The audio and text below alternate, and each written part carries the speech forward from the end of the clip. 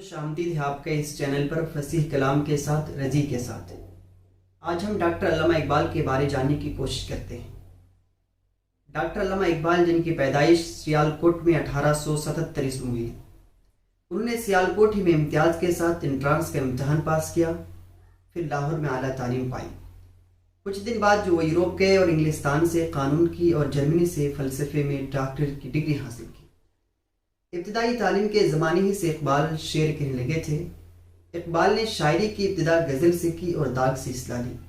آگے چل کر انہوں نے اپنی شاعری کو اپنے پیغام اور فکر کے اظہار کا ذریعہ بنایا۔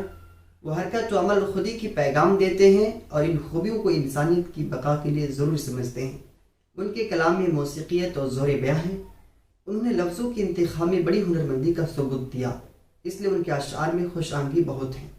اردو میں ان کے مجموعے بانگ درا، بال جبریل، ضرب کلیم، اربگان حجاز ہیں۔ فارسی میں ان کے کئی مشہور کتابیں بھی شائع ہوئی ہیں۔